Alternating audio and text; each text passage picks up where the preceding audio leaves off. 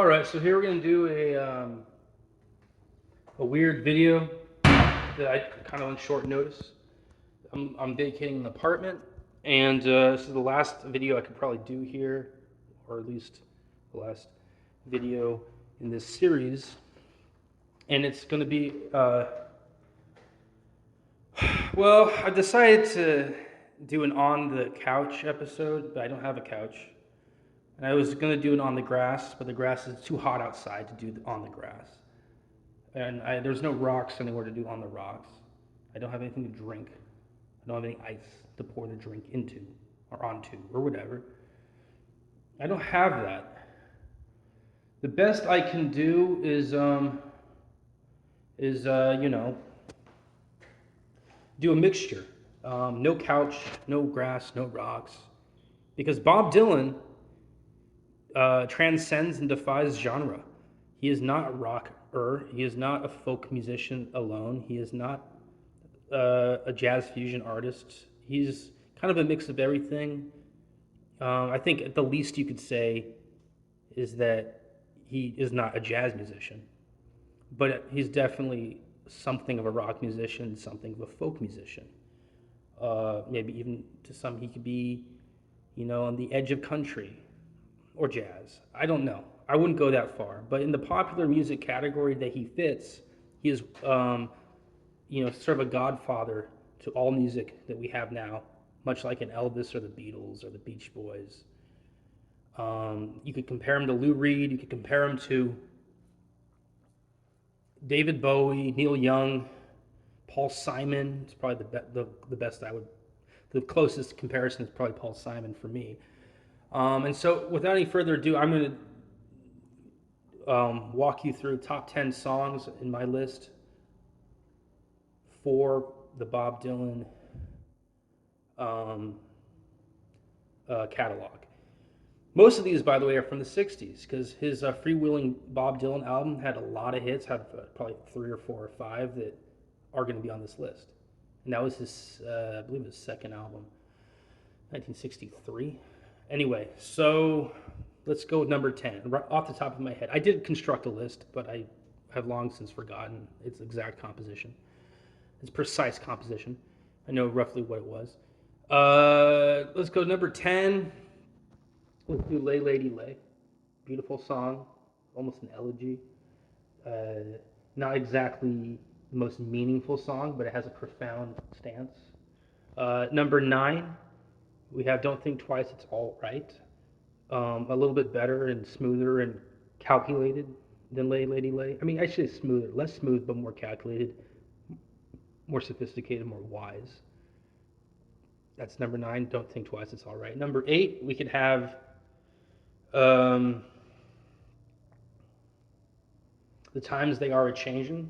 It's a beautiful song, an early Bob Dylan song, a track that you kind of are proud to learn the name for and be able to call it on command. It's a good one for any cue. The Times They Are A-Changin'. Mr. Tambourine Man at number 7 is probably the best of those politically charged ones. Well, second best. I think at number 6 we have Blowing in the Wind. Beautiful song. You hear it once, you never forget the lyrics. But Mr. Tambourine Man is a quite catchy one. So they're both neck and neck. Number 5 we have let's not do Like a Rolling Stone quite yet. At number 5 we have Knocking on Heaven's Door, which was written for the Pat Garrett and Billy the Kid's soundtrack. It's kind of a low point in Bob Dylan's career, but the soundtrack is brilliant, and that song is just tremendous. One of the all-time great Dylan songs. Say goodbye to this kitchen and this refrigerator or whatever. Kind of weird being here doing this with precious time remaining, poetically, a very original guy. A lot of people copy Bob Dylan. So the next 4 songs or so are going to be songs that everyone has probably already heard.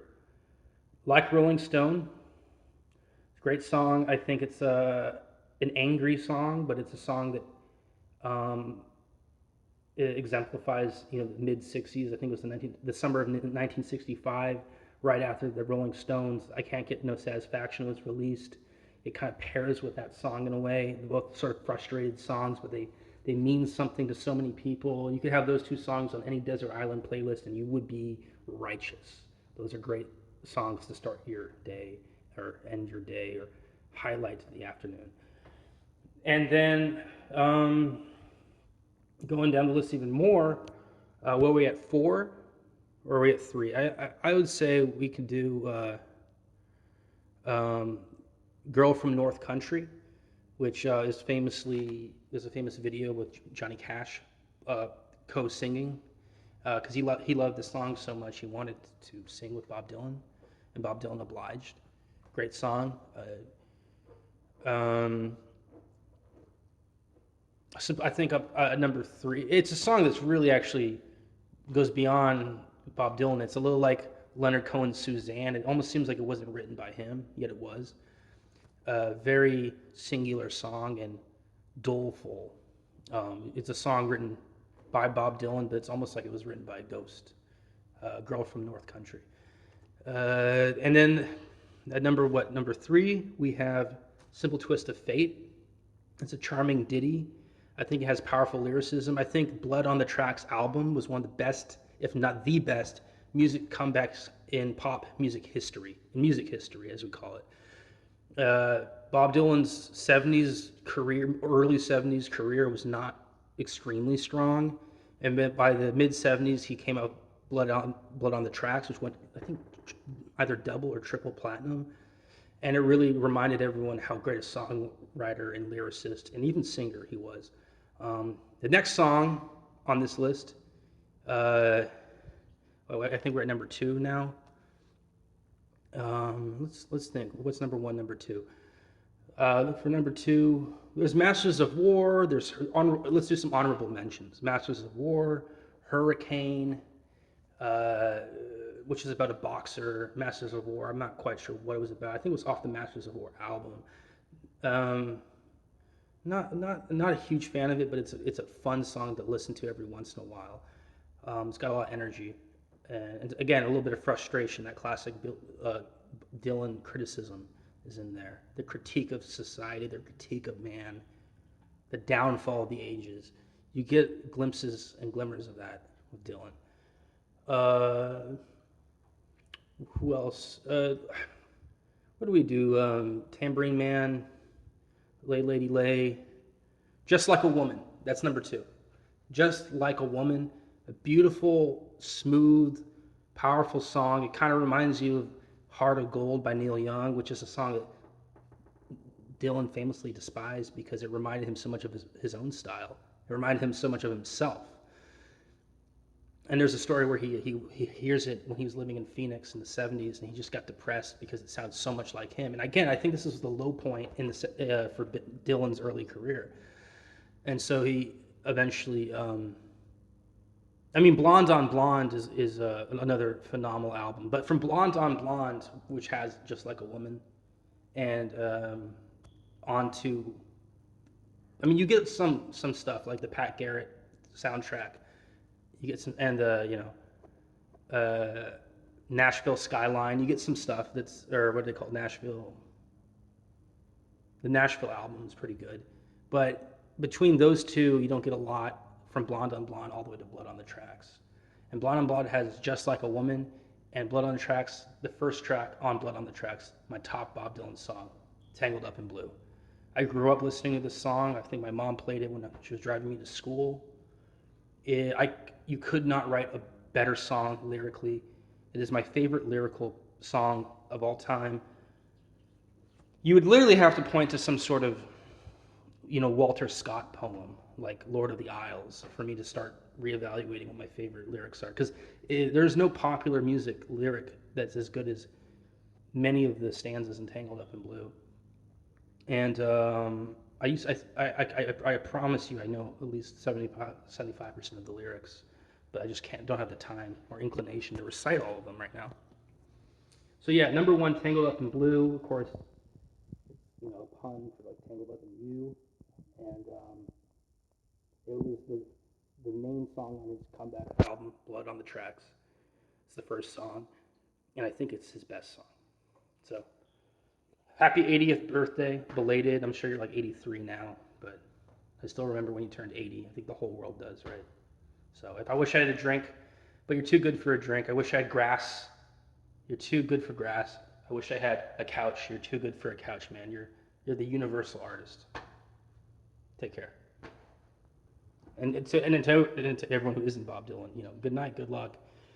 I hope you enjoy more videos on the Audiophiles podcast. And we're doing a Thin Lizzy review, which I'm a little slow on the draw with.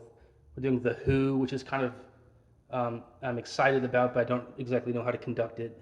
And then we're doing these reviews. We're probably going to do Rainbow, the band, and we're probably going to do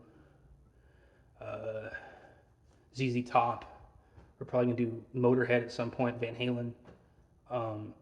Yes, Rush, quite a few. It's all a bunch of nonsense. Genesis, Jethro Tull, they're all forthcoming.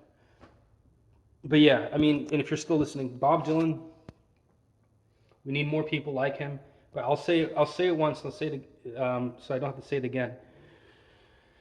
A Jewish guy coming from Minnesota down to New York, Greenwich Village, writing all those songs, going to college campuses, changing from folk to electric, back to folk again, doing that, and yet being a legend already before rock and roll really takes off. I think rock and roll was primitive back then, and he coincided with it and adopted it, but he was doing it before, like, really the classic rock era.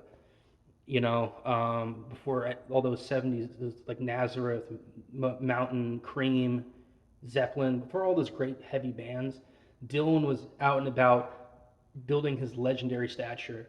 And even now, those bands don't really hold a candle to him because they never write songs like he could write. And his songs were about the working man, but also the non-working man. He wrote songs. He famously has an interview where he complains about Time magazine, having weird, persons of the year, but they won't put a photo of a homeless man throwing up in an alleyway in some city, like they won't show you the real America. And I'm always indebted to Dylan for that, for being so unpretentious with his style in a world that's sort of defined and typified by pretentiousness in style. Dylan was the original unpretentious icon, and still is, I think. So, hats off to him. Hats off to him, and hats off to everyone in that fold. Take care. And goodbye to this apartment. I'm going to miss it. It was a very strange place. I had a lot of scares about break-ins and property being stolen, and it's all over now. Except they're charging me a lot of fees to if they don't clean it all up. And unfortunately, I'll probably have to pay some of them, because the furniture is pretty heavy. And if you throw the furniture in the dumpster, the policy is that they still charge you $200 per item. So that's a $200 ding if they find any furniture in the dumpster. So again, we need more Bob Dylan songs. We could write a song about the situation I'm in right now. And to be fair, it'd be pretty lame, but I wish it were done. Again, to the immortal Bob Dylan, and I think Paul Simon would be a good follow-up. If I had more time in this apartment, I'd do a top 10 Simon and Garfunkel and Paul Simon list. Take care.